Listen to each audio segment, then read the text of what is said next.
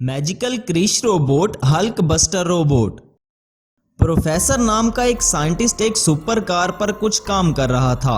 वो एक रोबोट बनाने के लिए सुपर कार पर एक्सपेरिमेंट कर रहा था। काफी दिन की मेहनत के बाद प्रोफेसर ने सुपर कार को एक रोबोट में ट्रांसफॉर्म कर दिया। प्रोफेसर का एक बेटा भी था जिसका नाम विजय था और वो भी एक साइंटिस्ट था। वो एक लालची किस्म का इंसान था। एक दिन विजय प्रोफेसर की लैब में आकर कहता है, अरे वाह पिताजी, आपने तो कमाल ही कर दिया। आपने एक आम कार को एक एडवांस रोबोट बना दिया। तब प्रोफेसर कहता है, तुम फिक्र मत करो बेटे, मैं तुम्हें भी एक ऐसा फार्मूला बताऊंगा जिससे तुम दुनिया का हर रोबोट बना सकोगे। तब प्रोफेसर विजय को वो फार्मूला बताता है। वो फार्मूला विजय को पता चलते ही विजय अपने पिता से कहता है, पिताजी आप इस रोबोट का आखिर क्या करने वाले हो? मैं इस रोबोट से लोगों की मदद करूंगा और ऐसे कई रोबोट्स बनाकर इंडियन आर्मी को दूंगा जिससे हमारे देश की सुरक्षा और भी मजबूत हो जाएगी। विजय बहुत लालची था, इसलिए ये बात उसे बहुत बुरी लगती है और वो कहता है, पिताजी आप अब बूढ़े हो गए हैं, आपको शायद पता नहीं कि हम इस रोबोट को इंटरनेशनल मार्केट में बेचकर कितने पैसे कमा सकते हैं। ये सुनकर प्रोफेसर कहता है, मुझे अपने देश की हिफाजत करनी है, मुझे कोई पैसे नहीं चाहिए। और हाँ, तुम अब यहाँ से चले जाओ और इस रोबोट के आसपास भी नजर मत आना। तुम्हारी सोच देखकर मैंने फैसला किया है कि अब तुम इस लैब में मजीद काम नहीं कर सकते। तब विजय गुस्से से वहां से चला जाता है और अपने घर आकर सोचने लगता है, अब मुझे वो कीमती फार्मूला पता चल चुका है, लेकिन पिताजी ने मुझे लैब से निकाल दिया है। अब मैं रोबोट कैसे बनाऊंगा? विजय ये सोच ही रहा था कि वहां उसका एक दोस्त आता है और विजय अपने दोस्त को सारी बात बताता है।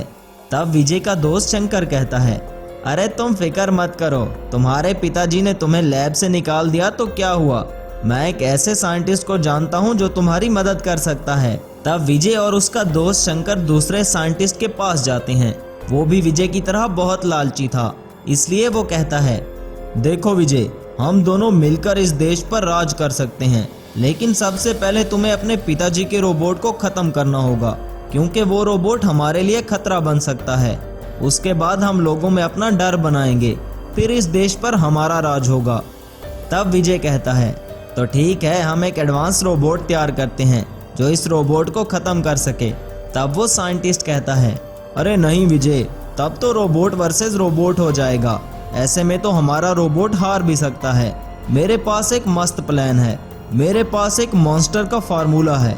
हम वो दोनों फार्मूले मिलाकर एक मॉन्स्टर बनाएंगे ताकि उसे प्रोफेसर का रोबोट कभी ना हरा सके। तब वो दोनों साइंटिस्ट मिलकर एक हल्क बस्टर रोबोट बनाते हैं जो बहुत शक्तिशाली और विशाल था।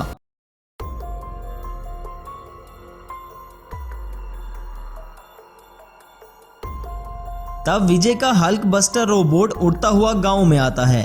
सामने प्रोफेसर और उसका रोबोट भी खड़े थे। तब प्रोफेसर कहता है, विजय ये तुम क्या कर रहे हो बेटा, अब तुम अपने बाप से लड़ोगे? तब विजय कहता है, मैं आपसे लड़ने नहीं आया हूँ पिताजी, मेरी लड़ाई तो इस रोबोट से है। मैं इस रोबोट को खत्म करके धरती पर राज करूंगा। तब प्रोफेसर कहता है, तुम जानते हो ना इस सब का अंजाम बहुत बुरा होगा। अब मैं वो विजय नहीं रहा पिताजी जिसको आपने लैब से निकाल दिया था, बल्कि अब मैं बहुत पावरफुल इंसान बन चुका हूँ। तब विजय अपने हल्क बस्टर रोबोट को सुपर कार रोबोट पर हमला करने की कमांड देता है। विजय का हल्क बस्टर रोबोट एक ही झटके में प्रोफेसर के सुपर कार रोबोट को खत्म कर देता है। तब विजय कहता है, क्यों पिताजी, देख लिया मेरा पावर शो, अब मुझे कोई नहीं रोक सकता। तब प्रोफेसर कहता है, ये तुम ठीक नहीं कर रहे हो विजय, बुराई का अंत हमेशा बुरा होता है, अभी भी वक्त है बेटा, संभल जाओ। ऐसा कहकर प्रोफेसर निराश होकर एक जंगल में आता है और सोचने लगता है, ये विजय तो पागल हो चुका है और ये लोगों को नुकसान भी पहुंचा सकता है। लगता है मुझे अब एक एडवांस रोबोट बनाना होगा, लेकिन कोई भी रोबोट हल्क बस्टर का मुकाबला नहीं कर सकता। अब मैं ऐसा क्या करूं जिससे मैं एक शक्तिशाली हल्क बस्टर रोबोट को तबाही मचाने से रोक सकता हूं? प्रोफेसर ऐसा सोच रहा था कि तभी वहां पर एक स्वामी जी प्रकट होते हैं और वो कहते हैं, तुम मुझे बहुत परेशान लग रहे हो बेटा, बताओ क्या बात है? तब प्रोफेसर स्वामी जी को सारी बात बताता है ये सुनकर स्वामी जी कहते हैं, तुम फिक्र मत करो, मैं अभी कुछ किए देता हूँ। तब स्वामी जी अपने जादू से वहां पर मैजिकल क्रिश रोबोट को प्रकट करते हैं और क्रिश से कहते हैं, क्रिश तुम्हें इस भले मानस इंसान की मदद करनी है, इसके साथ चले जाओ और उसे खत्म कर दो जो इस धरती पर तबाही मचा रहा है। तब क्रिश और प्रोफेसर गांव में आते हैं और वहां पर हल्क बस्टर रोबोट गांव में तबाही मचा रहा था।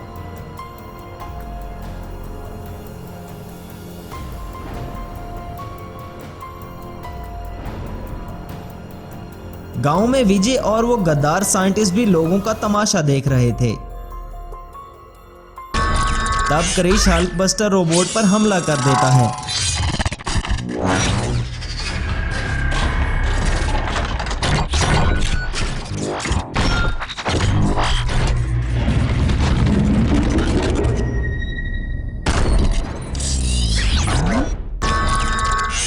काफी देर की लड़ाई के बाद क्रिश उस हल्क बस्टर रोबोट को खत्म कर देता है। तब प्रोफेसर पुलिस को बुलाता है और गद्दार साइंटिस्ट और अपने बेटे विजय को पुलिस के हवाले कर देता है।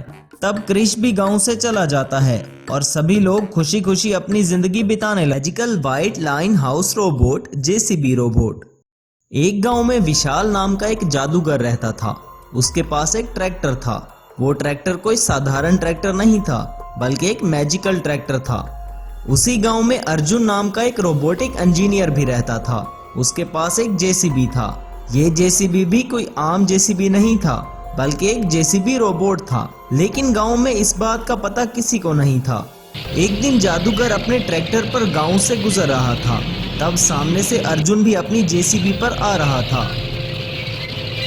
तब जेसीबी रोबोट और ट्रैक्टर रोबोट आमने सामने आ चुके थे। तब जादूगर अर्जुन से कहता है, ए लड़के चलो, अपने जेसीबी को सामने से हटाओ। तब अर्जुन कहता है, पहले मैं यहाँ आया, तुम अपने ट्रैक्टर को पीछे ले जाओ और मुझे रास्ता दो।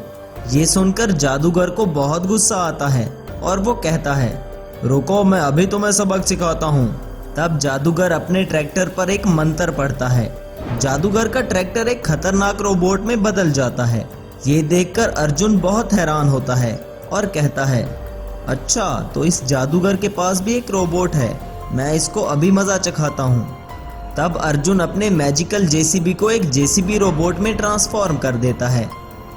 तब मैजिकल जेसीबी रोबोट और ट्रैक्टर रोबोट में लड़ाई चालू हो जाती है। जादूगर का रोबोट बहुत शक्तिशाली था, इसलिए अर्जुन का रोबोट कमजोर पड़ने लगता है। थोड़ी ही देर में जादूगर का ट्रैक्टर रोबोट अर्जुन के जेसीबी रोबोट का खात्मा कर देता है। तब जादूगर जोर जोर से हंसने लगता है और कहता है, तुम्हें क्या लगा तुम्हारा ये मामूली रोबोट मेरी शक्तियों के सामने टिक पाएगा? तब अर्जुन निराश होकर अपने घर वापस आता है और सोचने लगता है, मैं जितना भी पावरफुल रोबोट बना लूं, एक रोबोट जादूगर की शक्ति का सामना कभी नहीं कर सकता। अर्जुन ये सब सोच ही रहा था कि वहां अचानक एक बाबा जी प्रकट होते हैं और अर्जुन को कहने लगते हैं, तुम परेशान मत हो बेटा, मेरे पास तुम्हारे लिए एक उपाय है। तब अर्जुन कहता है, कैसा उपाय बाबा जी? मैं उस जादूगर का मुकाबला करने के लिए आपका कोई भी काम कर सकता हूँ। बेटा, मैं यहाँ सब गांव वालों की मदद करने आया हूँ, क्योंकि मुझे पता चला है कि ये जादूगर अब इस गांव में तबाही मचाने वाला है और अब इस गांव वालों को सिर्फ तुम ही बचा सकते हो। तब अर्जुन कहता है, बाबा जी मुझे सब गांव वालों को बचाने के लिए आखिर क्या करना होगा? बेटा, काली पहाड़ी के पीछे एक जंगल है, तुम्हें वहां जाना होगा। वहां तुम्हें दो रास्ते मिलेंगे, तुम्हें इन दो रास्तों में से कोई एक रास्ता चुनना होगा। और याद रखना बेटा, कभी लालच मत करना और खुद से पहले दूसरों की मदद करना। ऐसा कहकर बाबा जी वहां से गायब हो जाते हैं। बाबा के जाने के बाद अर्जुन सोचता है, अगर मैंने जादूगर को हिराना है तो मुझे इस काली पहाड़ी के पीछे जो जंगल है वहां पर जाना होगा। अर्जुन काली पहाड़ी वाले जंगल में जाता है। काली पहाड़ी के सामने अर्जुन को दो बड़े शेरों वाले रास्ते नजर आते हैं।